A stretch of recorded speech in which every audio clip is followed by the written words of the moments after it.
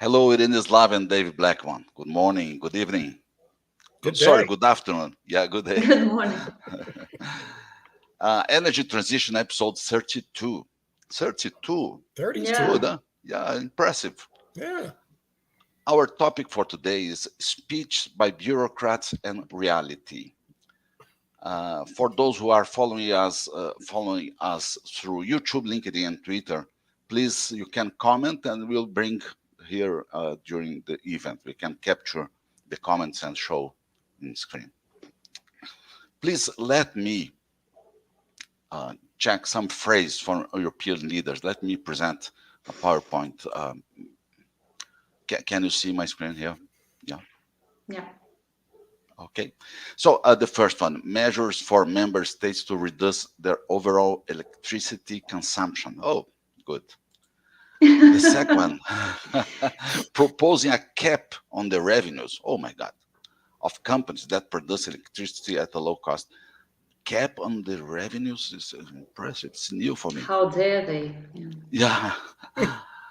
Companies are making revenues they never dream of. This phrase from leaderships in Europe. Yeah. In our social market economy, social profits are good. Oh,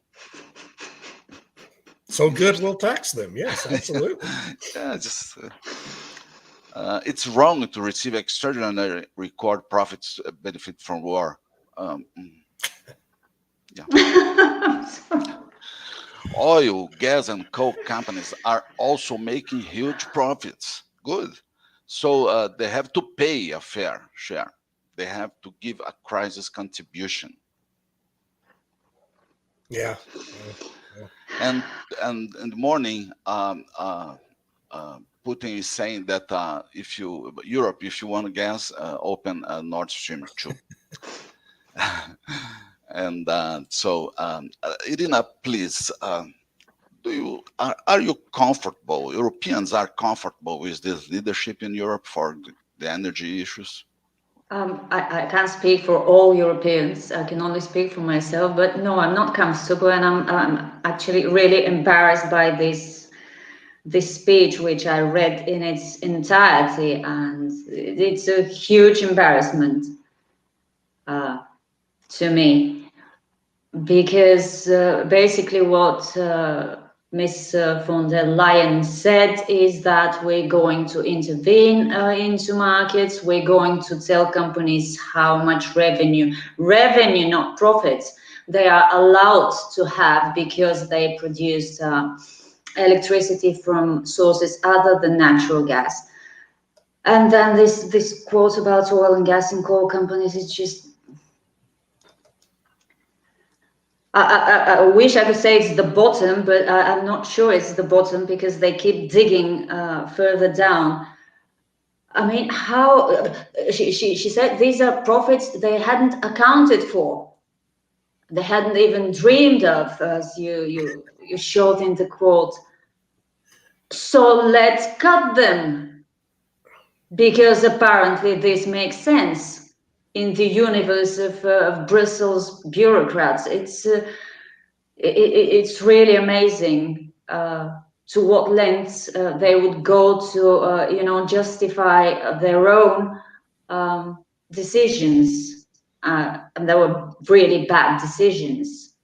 So no, I'm definitely not comfortable with the energy policies of the European Union. I'm even less comfortable with their plans for the future because now there's another proposal put forward, which media reported about earlier this month, that the European Commission will be asking for more powers, centralized powers, over how businesses operate in the European Union.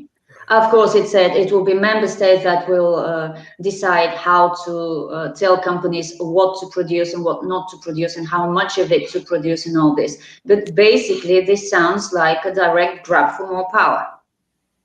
Mm-hmm. And the revenue caps and the windfall profits, to me, pale in comparison with this proposal.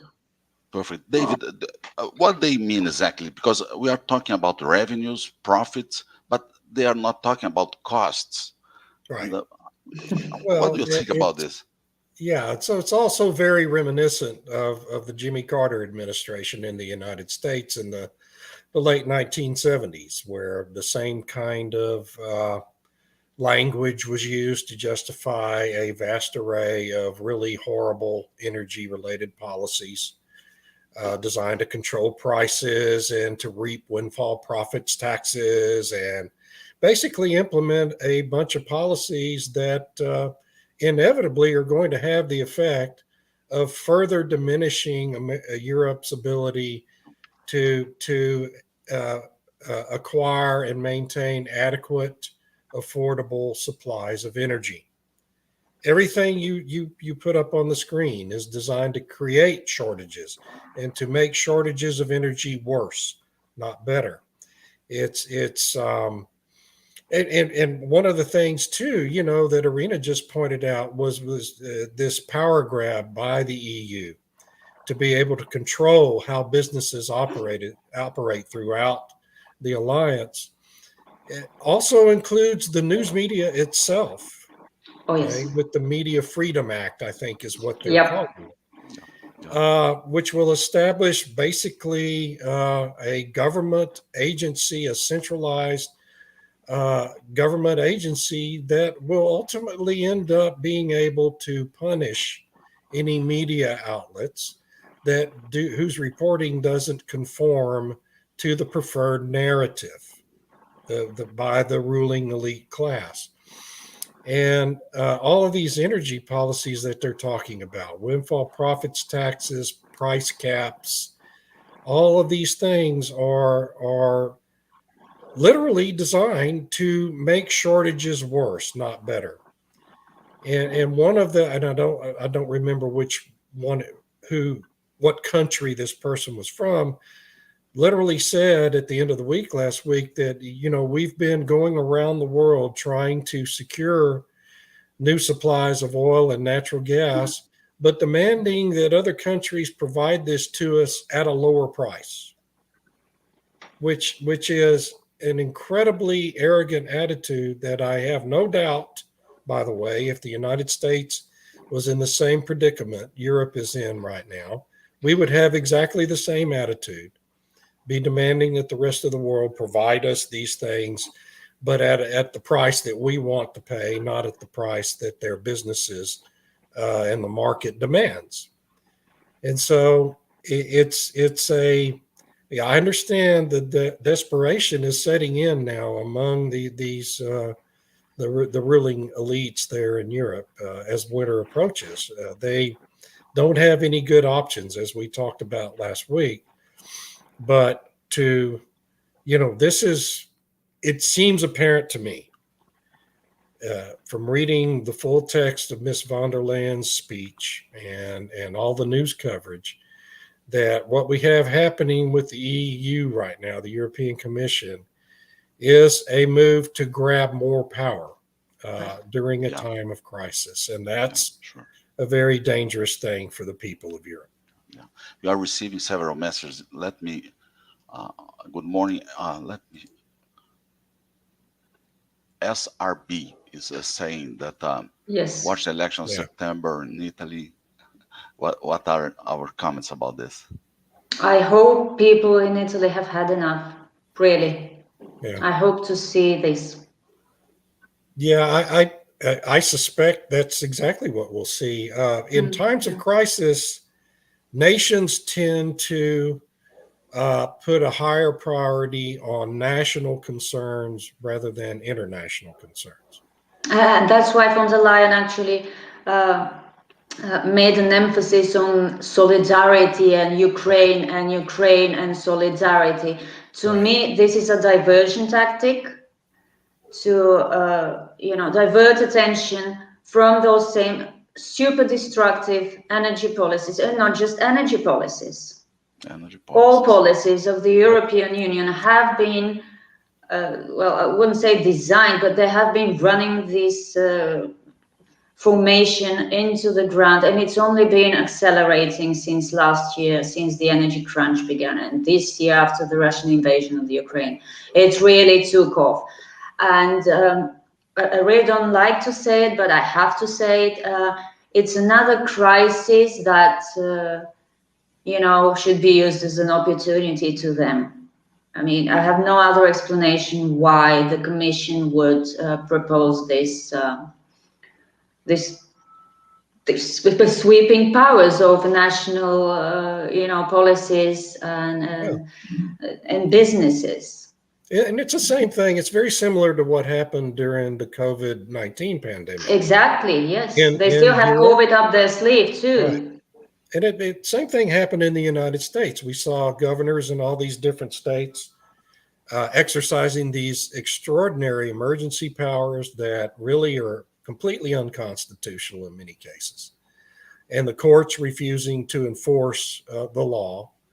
And it's just a massive power grab by people who hunger for power and want to control everyone else's lives. And it's very kind of classic thing. If you study history, it's the kind of thing we've always seen during times of major crises.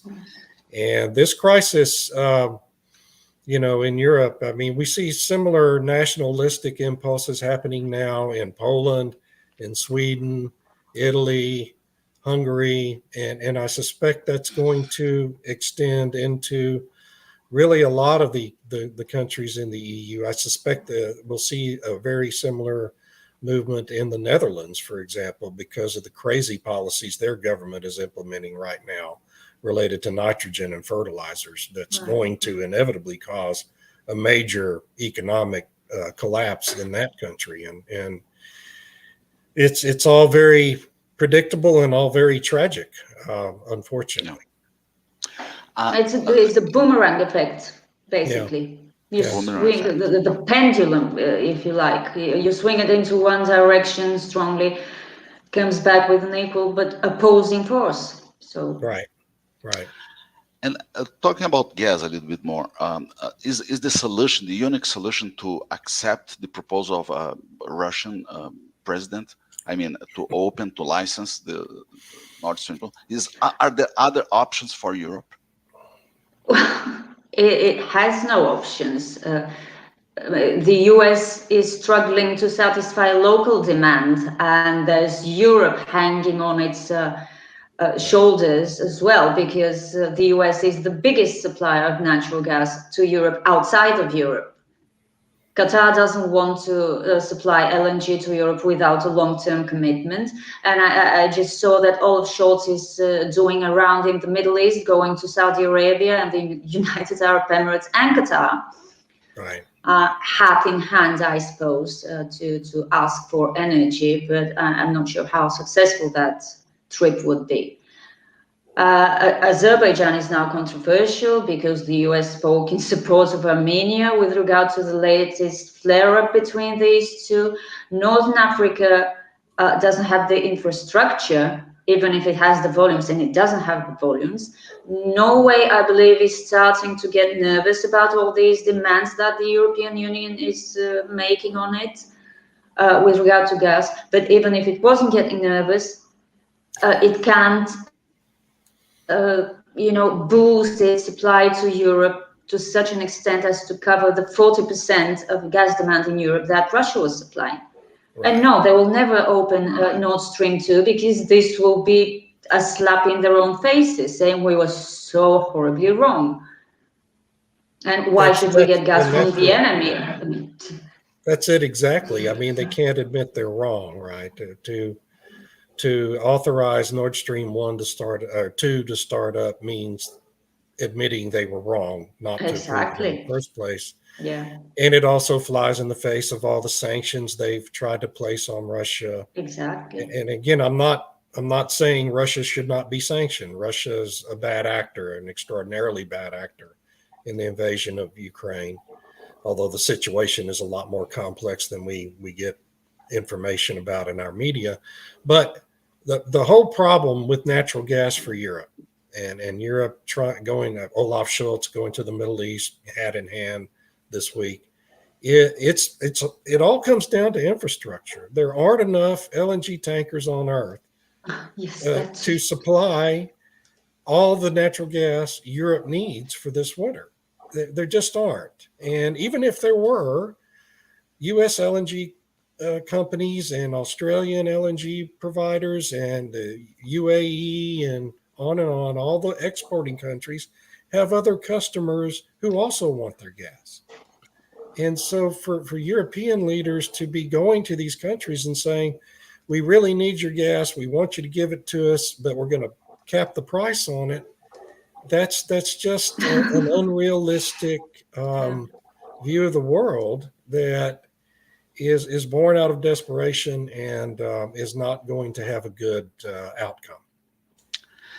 Does the European Commission president know about these issues that we are talking about? Sure. Yes, absolutely she does. But, her public pronouncements have to conform. Yeah, I talk a lot about the narrative. They have this narrative that exactly. Well, the right party line. Right, exactly. And so they everything they say has to be filtered through that prism. The restrictions around demanded by that narrative, and anything that conflicts with the narrative, she can't really say publicly. And President Biden and his deputies in the United States are no different. And so it at the end of the day, as I always conclude, and I know I'm repetitive, this all comes down to the politics of climate change and the restrictions on economic activity that these government officials want to place on us in order to conform to the politics of climate change. And it's a choice. It's a choice every country has to make. And it's a very real one, and we're seeing the real world impacts of it here, mainly in Europe, but it's going to be everywhere on Earth eventually. Among others comments, let me please show another one from SRB. It's a very frequent visiting our videos. So right. do you think that had there's a lot of talk about fracking in Europe, but I've heard people with knowledge of how fracking works, that the geology is challenging. I think I mentioned in a previous podcast, Poland has significant shale gas reserves, but the geology is not like the geology in the Permian. So getting this gas out of the shale rock would be a lot more expensive than it is in the US, which reminds me of China's shale reserves, also substantial, but it's difficult to get them out of the ground. So when somebody suggests that Europe could and should develop its own gas resources, we really should remember that geology is different. Not all shale is equal. So it might not be such an obvious decision to the problem. Yeah, but it's different in the United States, no, David?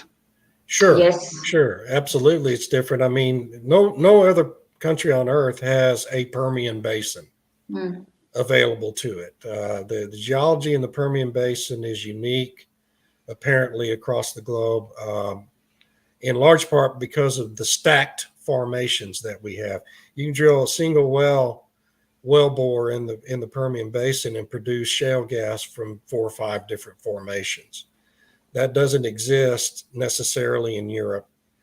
And apparently the geology is a little better in England and in France than it is in Poland and in Germany. But it's still not the Permian Basin or the Eagle Ford Shale, which is just this enormous, massive resource. But I will say this about that. In Europe, the equation has changed now. Always in the past, the economics have been to compare the economics of drilling for shale gas in Europe as compared to the price for gas you have to pay to Russia to get Russian gas imported into the continent. Now the equation should be, is it cheaper, is it more economic to drill for the shale gas than it is to pay 6 times what they pay in the United States for natural gas because we're importing it via LNG. And I don't know the answer to that. But in any event, the extent to which shale gas could be some sort of a solution in Europe, it would be a long-term solution. It can play no role in the near term. You're talking a decade or more out into the future because of the lack of infrastructure and the non-existence of the energy really in any real way. So, and climate politics. Yeah, and the politics of it it's not going to happen. Slow it down. So it's just not something that I think the leaders in these countries are really thinking about in a serious way. Argentina is our neighbor. They have a hydraulic fracturing. In Brazil, it's forbidden. It's not permitted. It's forbidden. I didn't know that. Yes. Well, we've got plenty of offshore oil, so right. Yeah, it was the round number 12 and was totally banned. Totally. Wow, that's good. But the thing to understand about shale gas, that everyone should understand about shale gas, anywhere you produce natural gas from a conventional formation, from sandstone or limestone formation, carbonates, you have shale gas formation beneath that. Okay, everywhere on Earth. And to the extent that shale formation, just depending on the hydraulics of it and the geology of it, it may or may not be a viable resource, but it's there. If you're producing from a conventional formation, that gas has migrated up from a shale formation into that sandstone and limestone. Yeah, that's right. May we say that in Britain, Britain exit means Brexit, and the energy exit would be Enerxit. we might well see such exits. Yeah, because it's not. I cannot understand exactly what they put to be the, let's see, the rules for Europe. I mean, block. They don't understand it either. Sorry. Thank you. Well, they're talking about measures for this and measures for that, and the critical material supply chain. We will identify projects very specific thanks to that. Yeah. Well, really, it's throwing words around. But it's the same thing we see in this Inflation Reduction Act that Congress passed and Biden just signed into law. It's the same kind of very vague language. Yeah, for example, the Inflation Reduction Act creates this $25 billion pot of money. It's a slush fund for renewable electricity transmission projects, but there's no specific projects identified. Yeah. Okay, well, they're waiting for the projects, David. They're just waiting for the projects to come along. Just waiting for the projects to come. Where are the projects? Yeah. So we've got the money. What will ultimately happen with that money? Anyway. Yeah. Okay. Thank you so much for this nice conversation this Monday. It was a pleasure for me. Thank you. Always a pleasure. I enjoyed it. Y'all have a great week. You too. You too. Bye-bye.